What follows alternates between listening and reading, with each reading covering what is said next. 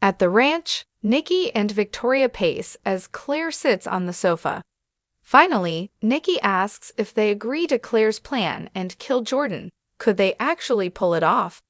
Victoria can't believe her mother is actually considering cold-blooded murder. Nikki thinks it might be justice.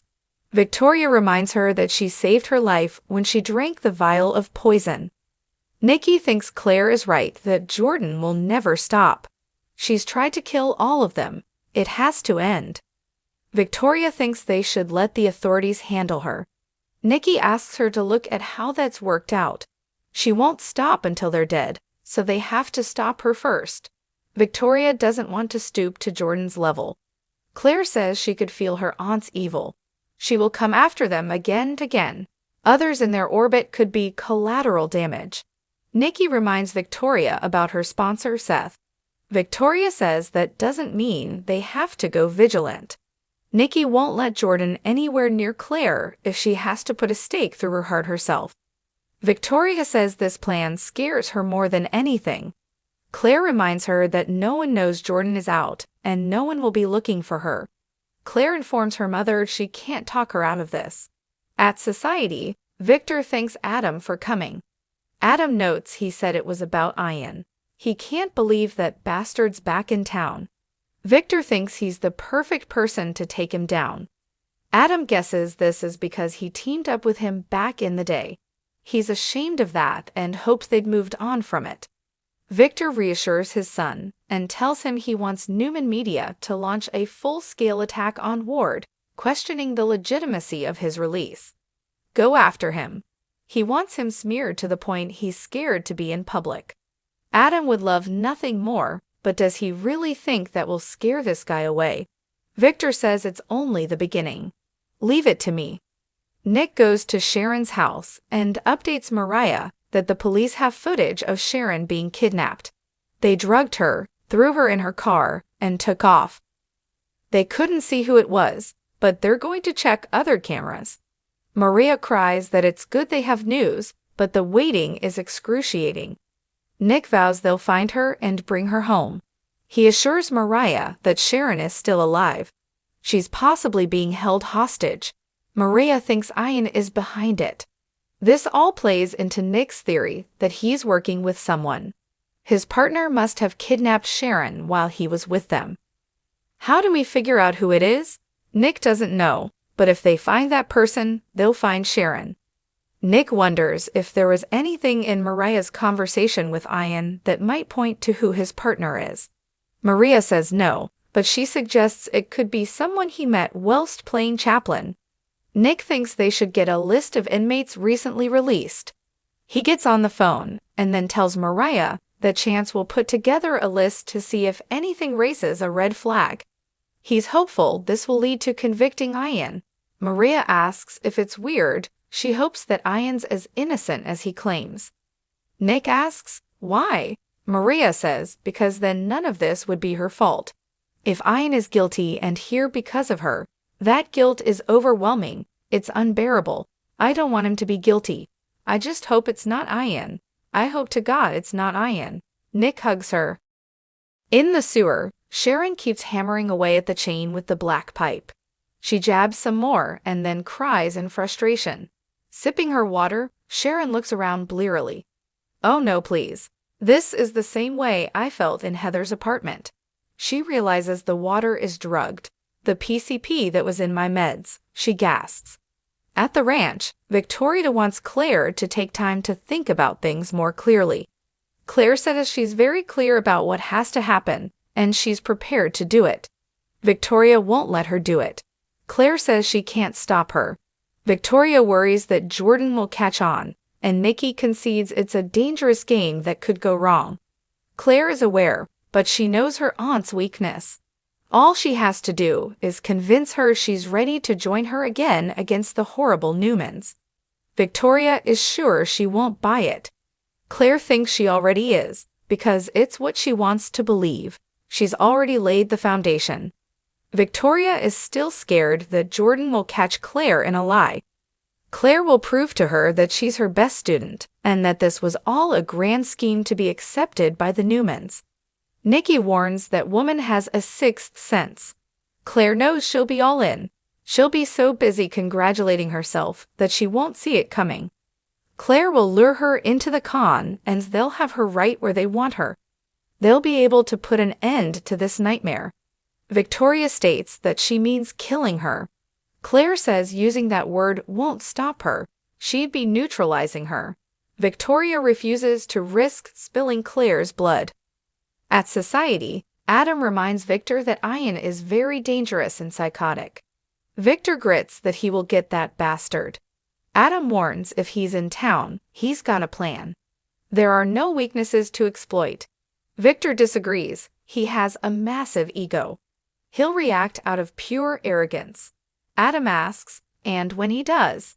Victor replies, I'll crush him, like a roach.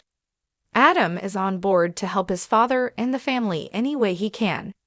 You know that I regret the moves that I made with Ian against you in the past, right? Victor nods. Adam tells his dad he'll always have his back. Victor appreciates that. He sighs and they bump fists.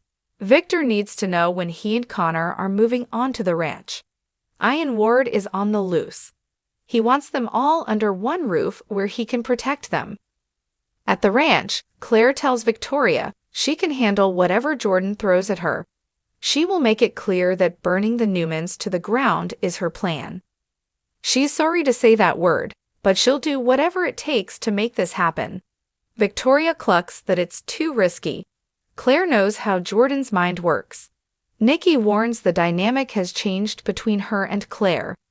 Victoria wants to take this to Victor. Claire says absolutely not.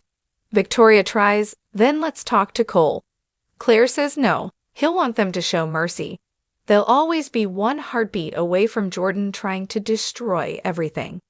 Claire says they could have died because of her. This is her redemption. Nikki and Victoria tell her she's as much a victim as they were. Claire must do what needs to be done. I will walk out of here right now and I will disappear until it's done.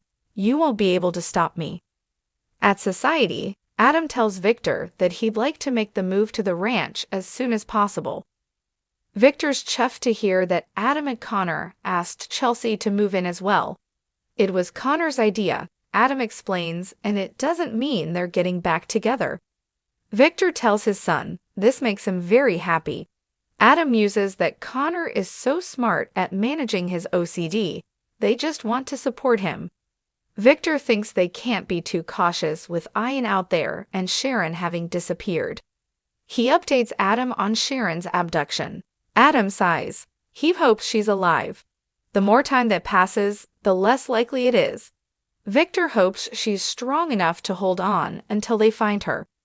Adam has to go say goodnight to Connor, teases his father about stopping by for tequila, and says he can't wait to take the creep Ian down for good.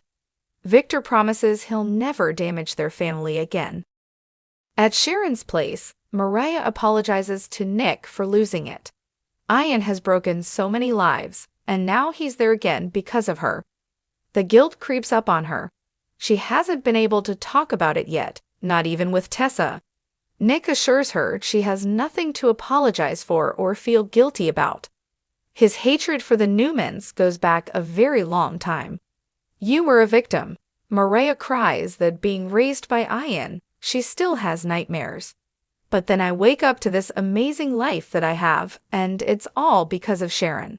Her love and her patience with me. She showed me what a real family is.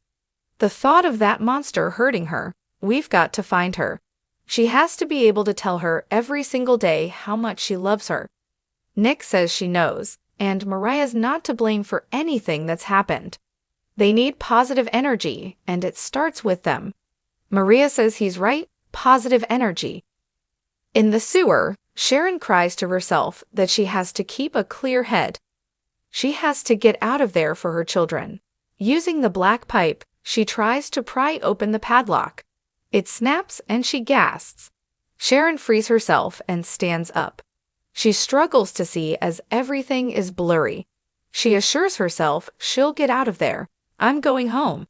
At the ranch, Claire tells Victoria and Nikki that together, They're smarter and stronger than Jordan.